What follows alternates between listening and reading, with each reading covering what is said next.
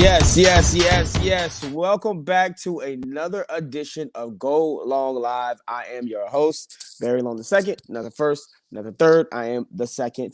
We are live on CoachellaValley.com, live on today'scalifornia.com, live all over today'scanada.com, as well as the Twitterverse, the Metaverse, the universe, you name it, we are live there. I want to send a quick shout out to Craig Campbell for the platform. We appreciate all the work that he does. He is the co-founder or the founder, the sole founder of CoachellaValley.com. My man puts a lot of work in here. The number one digital content creator, number one digital everything mogul out here in the valley. So we appreciate all the hard work that he does. Thank you also to Sage, who is also a beast when it comes to the whole Twitterverse and just social media and distribution. So we appreciate all the work that he does as well behind the scenes and all the algorithms. So we have figured out that we are going to stay at the 12:30 hour. So we at noon 30. We are going to be here every day, Monday through Friday at noon 30. So just, brace yourselves. Get your popcorn ready. If you don't know, like I always switch up the hats every single show. This hat, well, I try to at least until I run out of hats. And then y'all going to have to send me hats. But I got a little black Santa Claus hat. Shout out to Walmart. That's where I picked it up at. They got different Santa Claus designs. So I really do enjoy, switching up the hats, and especially Christmas. It's going to be a good day, man. It's going to be a good day. I got my booster shot today. So if you are not vaccinated, yes, I am an advocate for vaccination. Go get vaccinated right now, please, because we need to beat this Omicron. Every time COVID drops a new remix, it seems like it gets worse. So now we're at the Omicron remix. We're gonna get to the Epsilon, and then it's gonna be it's gonna be crazy. So if you're out there, we appreciate you commenting. Please comment.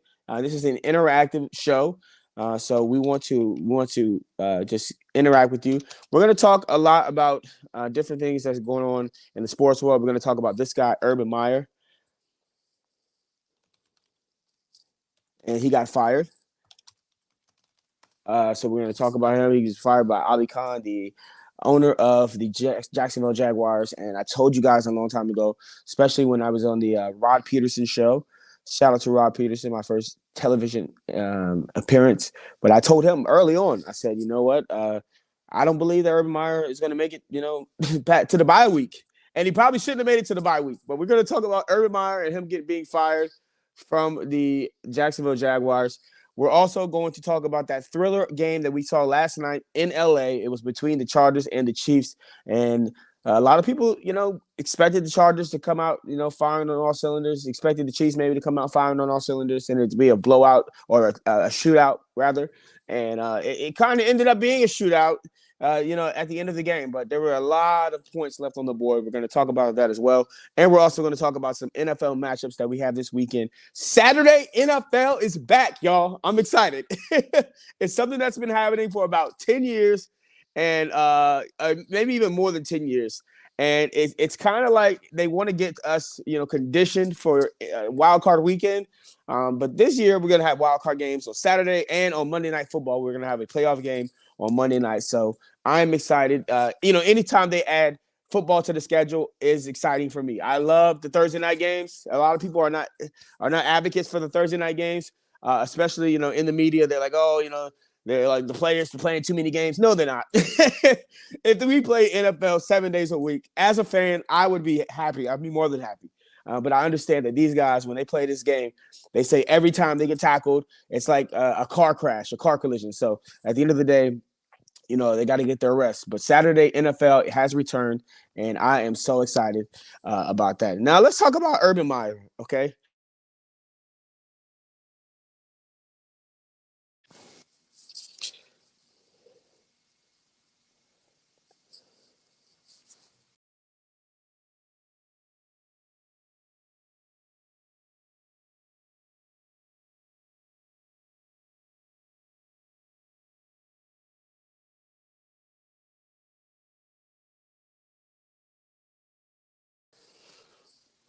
All right, and we're back. Nah, sorry about that. We apologize for the technical difficulty. We're back. Now let's talk about Urban Meyer. Now, Urban Meyer has been fired from the Jacksonville Jaguars. He didn't even last for 11 months. It's just a terrible situation that we've seen going on with Urban Meyer. Now, there's a timeline that happened here. And the timeline, a lot of people have been trying to justify and drop the timeline that since he's been the Jacksonville Jaguars head coach that he's been the bad guy. No, this is going back to his time, definitely at Ohio State. Maybe before that when he was the coach at Bowling Green, or maybe his stop in Utah, or maybe his stop in Florida. We don't know. But we do know that he was a bad dude ever since he was in Ohio State. And the one thing about being a bad dude, as long as you're winning games, nobody's going to say anything in college. And it's just kind of like one of those things where you get away with a lot more stuff when you're winning games. I'm pretty sure he's not the only coach that has done some of the stuff that he's been accused of.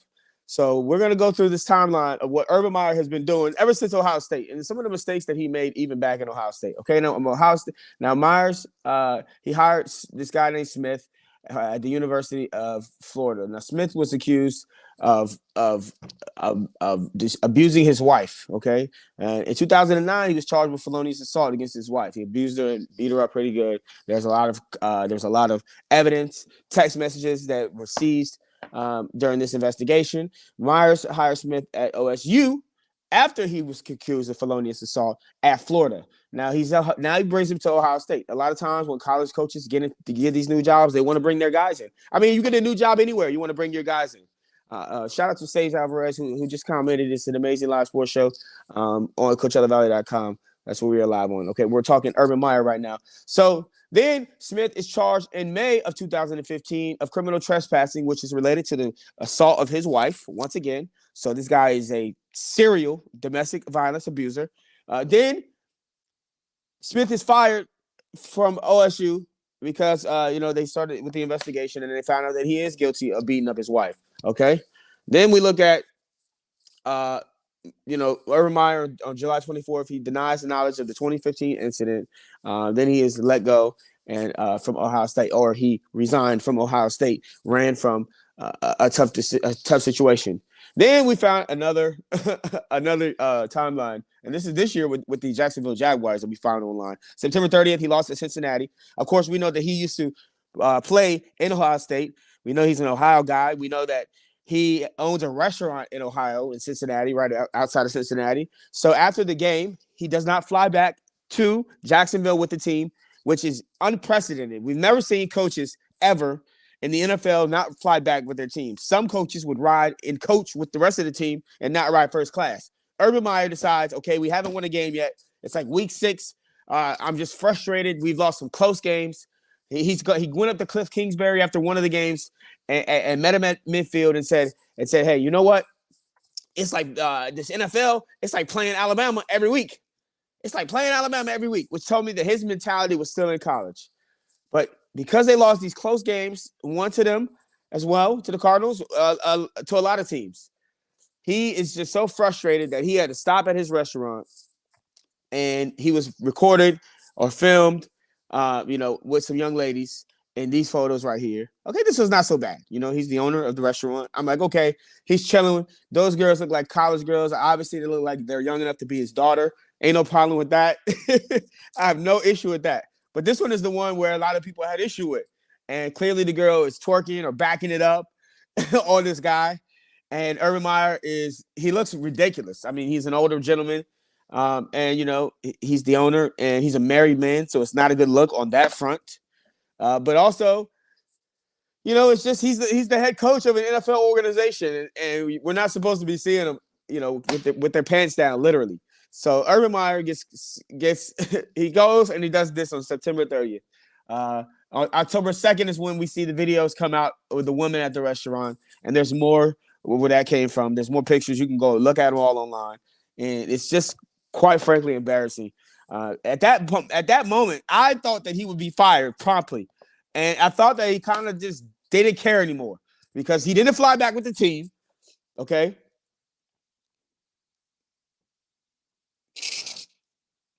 Then he goes to his restaurant. So he basically blew off the team. Then he goes to his restaurant, and then he engages in this kind of activity. So I just thought, he doesn't care. He's trying to lose his job. He's going to lose his job. And then we see that he apologized this past Monday or last Monday for bringing the position group players in meetings and evidently calling them stupid. And the reason why he got into this argument with veteran Marvin Jones is apparently because he was criticizing the wide receiver core. And the wide receiver core, it's not the best in the NFL, but Marvin Jones is being a veteran. He's been in the league for a long time. Played with the Bengals, played with the Lions. He's been in this league. They brought him in as a veteran free agent to really lead that wide receiver core. And for Urban Meyer to diss the wide receiver core, Marvin Jones took affection. He took offense to it. So apparently they got into a heated argument, one that Urban Meyer denied, one that Marvin Jones confirmed. There's a lot of talk behind closed doors that Urban Meyer called his own player, his own assistant coaches in that he hired, called them into a meeting and called them stupid, called them losers, guys that he hired, and then asked them what's their resume compared to his, laid out everything that he's done in college football, all his resume, and then just really made them feel terrible. And these are guys that he hired, and so he's not a good dude. He's really not a good dude.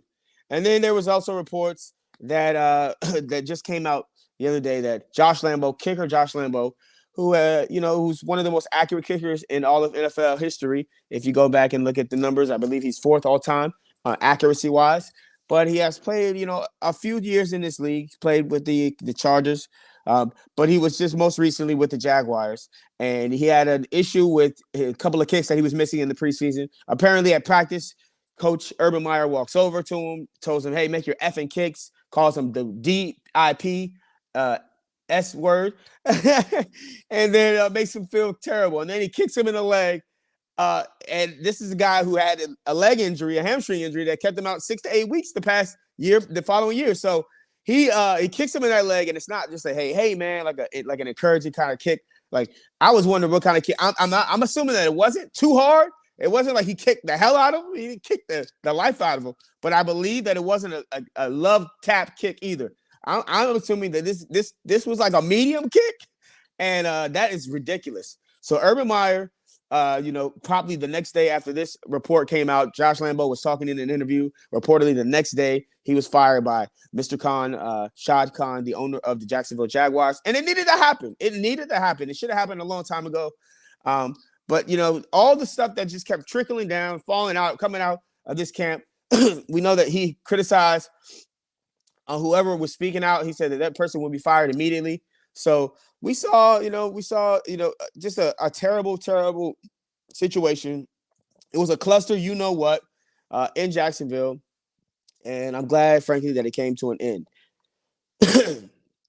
We are live on CoachellaValley.com, today'sCalifornia.com. We are live on today'sCanada.com. I am Barry Long the second, not the first, not the third. I am the second. We are live all over Twitter. We appreciate everybody for coming in. My man Sean McNeil is commenting. Sean McNeil said, got Urban Meyer's.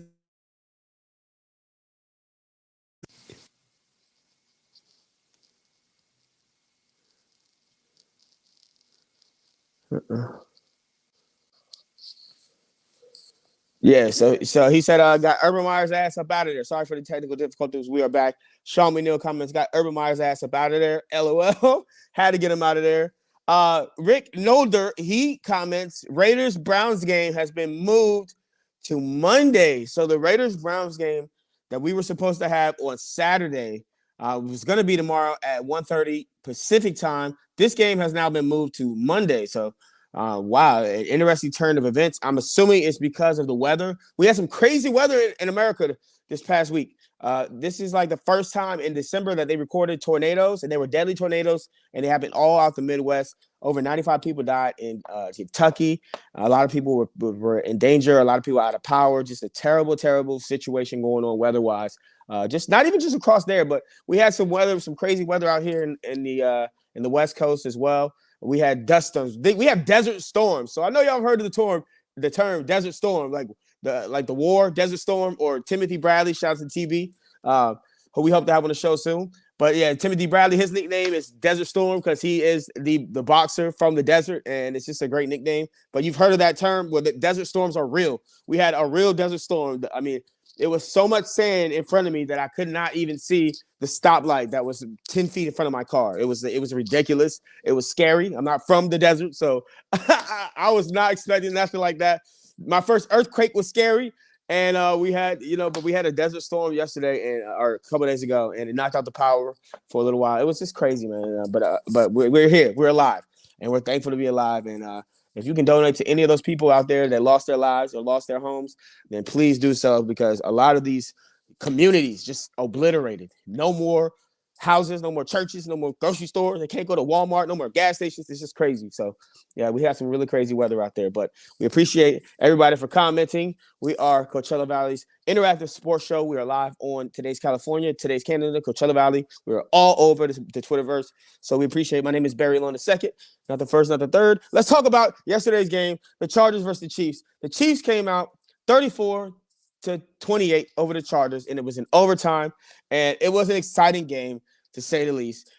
The Chargers had so many opportunities to win this game, put them away, and they didn't. They're going to be sick when they go back and look at all the points that they left on the board. First and foremost, I would like to say Justin Herbert is a monster, and if there is anybody that can just rival Patrick Mahomes, throw for throw, drive for drive, game-winning drive for game-winning drive, it is Justin Herbert.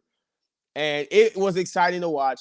They split the series between each other. They're going to keep continuing to battle this out for the next 10 to 12, 15 years, because neither one of them plays a style in which longevity is going to be a problem. They do not get hit a lot. Justin Herbert does run a little bit more than Patrick Mahomes.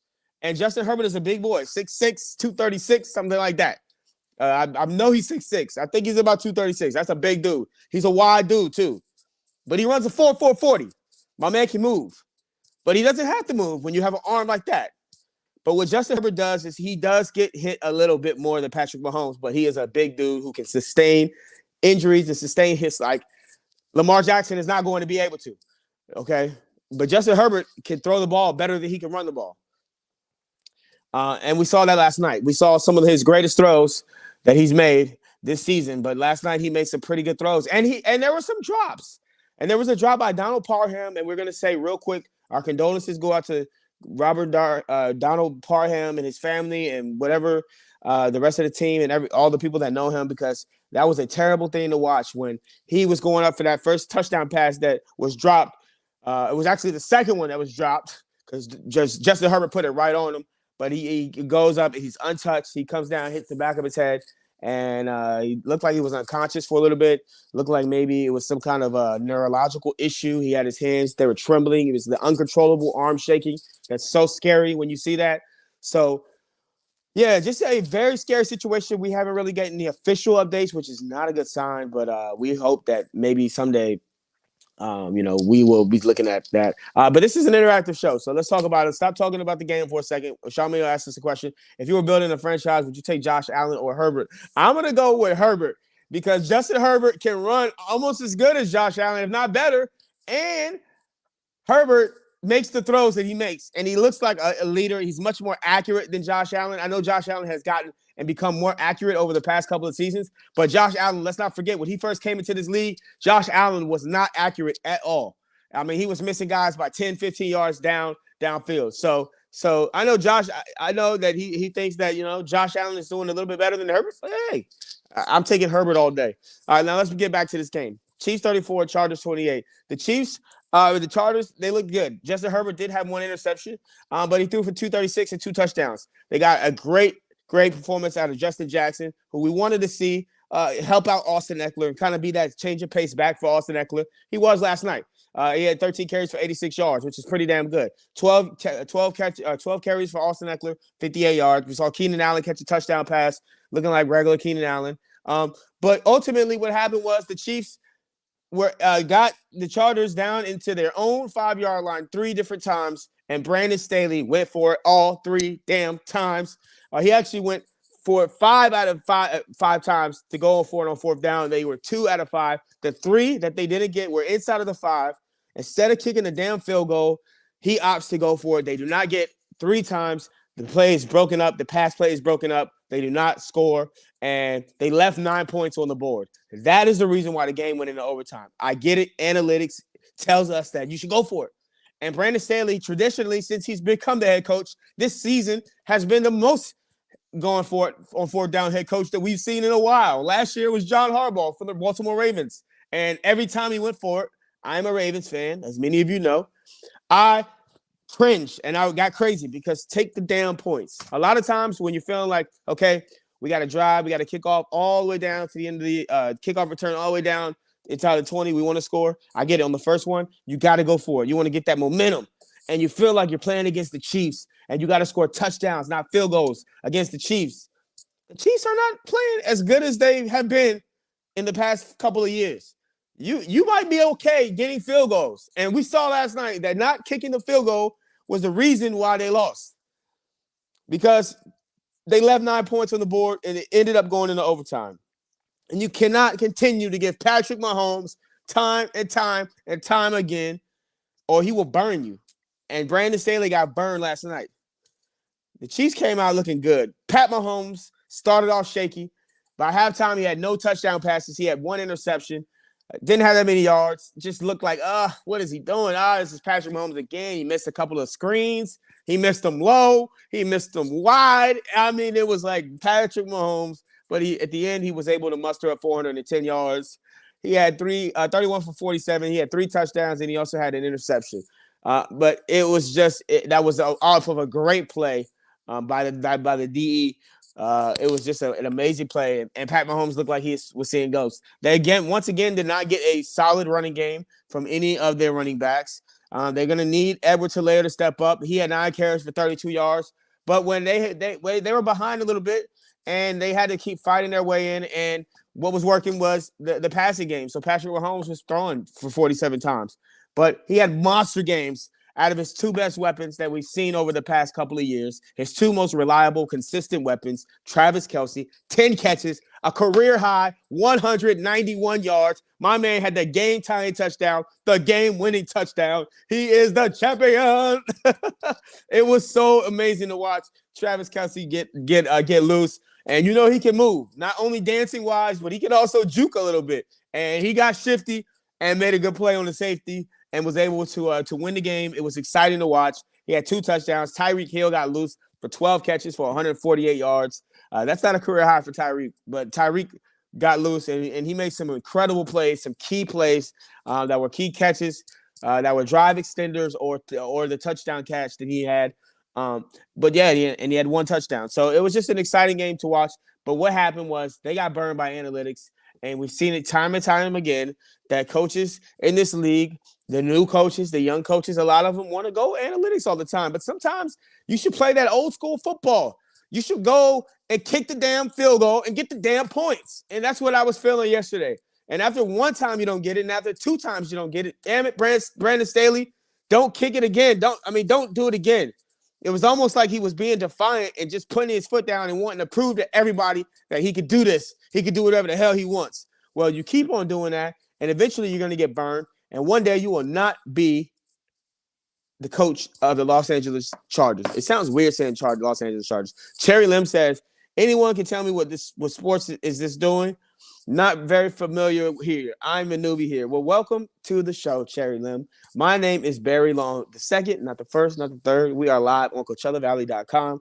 We are not a podcast. We are a TV show. We are live. Most podcasts and stuff and the shows are edited. This is not unedited. So when we have technical difficulties, we just roll with it. But we talk NFL, NBA, MLB, a little bit of college, a little bit of hockey. Once we get to the Stanley Cup playoffs, I am a hockey fan. If you're a hockey fan, please let us know. We are excited about Coachella Valley having a hockey team out here. The AHL is going to be the Coachella Valley Firebirds. It's going to be exciting. If I can get it in there, yeah, there you go. It's the secondary logo of them. But, yeah, we're excited. So welcome to the show, Cherry Lim. We appreciate you for tapping in. And continue to tap in. Continue to comment. We are an interactive show. We talked about Urban Meyer being fired. Urban fired. I called him when he was drunk at the bar. I called him Bourbon Meyer. People stole that. Bourbon fired.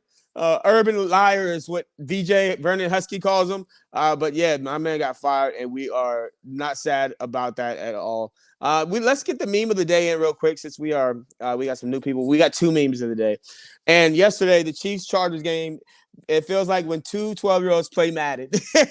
And it did feel like that because they got down to the damn goal line, and then they could not score points. And that's how a lot of toddlers or 12-year-olds, not toddlers, that's how a lot of youngsters play Madden. They make mistakes. They make dumb mistakes when they shouldn't. I mean, I had played a couple 12-year-olds online that were pretty damn good and that talked a lot of smack and that were not afraid to use curse words. But yeah, here's the actual meme of the day. This is this is pretty funny. This comes to us from NBA memes online, and this is Steph Curry's dad. It says Steph pulls up for three and Pop pulls up with three. And if you know anything about this show, is we talk about stuff that other shows sometimes don't talk about. And we brought up that Steph Curry's mother and father were getting divorced, and the first thought that went through a lot of y'all mind was Steph Curry's mom is single. But then then you're like, all right, calm down, because everybody says she's an attractive lady. But anyway, Dell Curry, the NBA legend who has the sons Steph and Seth, he is now single, so he pulled up with three chicks at a game, and that's just a funny meme. It's just the internet is undefeated, man. But yeah, Steph does pull up for three. He just broke the record, by the way, for the most three-pointers ever in his NBA career. It was great to see that he broke Ray Allen's record, and he was there with Ray Allen and Reggie Miller, the top three shooters of all time, and it was cool. It would have been nice to see Larry Bird there. Larry should have been there. Larry, where you at, Larry? But we are Go Long Live. We are live on CoachellaValley.com, today's California.com, today's Canada.com. I got my booster shot today, so I am feeling great. I'm feeling boosted up. I know tomorrow on Saturday, I probably won't be feeling boosted up. We come here live to you every Monday through Friday at noon 30. We appreciate Craig Campbell, and we also appreciate Sage Alvarez. Shout out to my dad who's watching. Shout out to my nephew who's watching. Shout out to Miles. What up, Miles? This is Uncle B. What up, man? All right, so we got some NFL matchups that we want to talk about this weekend. We just found out from one of our viewers. We love all of our viewers, but from Rick Nolder, he says Raiders-Browns game is moved to Monday. So that game is on Monday, so we'll be watching for that one. But some of these games that are going to be coming up that I really want to watch tomorrow's night's game between the Patriots and the Colts. It's going to be a great game. It's going to be a great matchup. We're finally going to see if Mac Jones can win the big games against a good defense. They have the Colts come out here with one of the best O-lines, top three O-lines in the game. They got some good quarterback play out of Carson Wentz. But really, what is the straw that stirs the drink is Jonathan Taylor in that running game. And he's the workhorse. He's the guy that they put on their back. He's leading the league in NFL rushing this season. He will probably be the rushing leader, because Derrick Henry's hurt.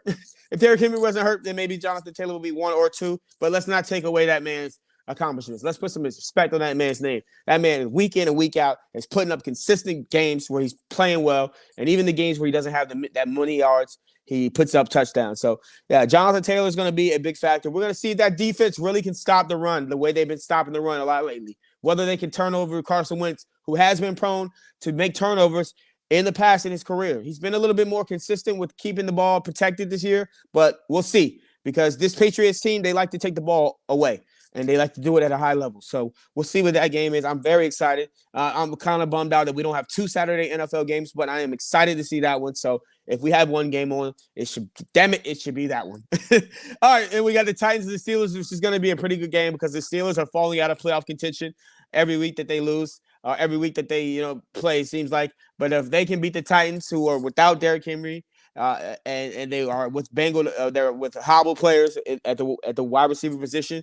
We'll see if they can, make some turnovers and create some short fields for Big Ben to see if that will work out for them. The Washington football team playing the Eagles. This is going to be a division matchup that's going to be very important to see who can get into that wild card spot. The Eagles and Washington have been those two teams that were surging from the bottom of the NFL East. And they seem to, kind of been the Washington football team lost last week. So we'll see what they can do if they can beat the Eagles. Whoever wins this game will be right there in that last seventh wildcard spot. You've got another big game that we've got to watch is going to be the Packers and the Ravens. I am very nervous about this game. This game is going to be on Sunday afternoon. And, the Ravens are slipping away too. We've lost two in a row, one by 2 points, one by 1 point. And Lamar Jackson has been hobbled. He got hurt last week, and we're not sure whether or not he's going to play. He missed practice yesterday. If he does not play and they put out Tyler Huntley, then you can automatically mark this down as a loss for the Baltimore Ravens. And it just is that simple. The Packers are a damn good team, and this is probably going to be a loss for them, but they really need this win in order to stay in contention and to stay in the lead of the AFC North. So we'll see. And then you got a game in the NFC West. That's going to be a crucial game. Seahawks and the Rams. That's going to be interesting to watch to see if the Rams can bounce back and continue to roll. After a good win, and see if they can put the stamp on a team that they've could traditionally battle hard with ever since Sean McVay has took over as head coach. Rams and Seahawks is going to be a damn good game. And finally, the most important NFL game that we need to watch is going to be one that's in the NFC South, and this is one that Tom Brady has had trouble with the Saints the past year. Last year, he lost to them twice, actually 3 times. They this is the team that they're supposed to be beating. So he's lost to them, and he wants to, finally get that monkey off his back that he can beat this team with the Bucks. I believe that tomorrow he does it. Or Sunday he does it. I believe this is going to be an easier matchup for him against the Saints than it was when he had Drew Brees or when he had when they had Jameis Winston. And check that he lost to them twice in the regular season, beat them in the playoffs. So he has beat them, but they were a little hobble when he did beat them. But he hasn't beat them in the regular season. We'll see if he can beat them in the regular season. Tom Brady is going to have an easy chance to beat them if they are putting out Taysom Hill as quarterback or if they got Trevor Siemian to play quarterback. It doesn't matter. He's going to come out and they're going to become victorious. So the Buccaneers are going to continue to roll and be right there at the cream of the crop in the NFC, along with the Cardinals and the Packers. All right, we appreciate everybody for tuning in. We come back to you Monday live. Thank you to everybody who likes the hat. Shout out to you guys. We appreciate everybody for sharing the show. You can find me on Twitter at Radio Barry Long. You can find me on Instagram at BarryLong_2. Remember, stay focused, stay motivated, stay inspired, and remember, you are capable of doing anything. So go out and do it. Peace. See you on Monday, noon 30.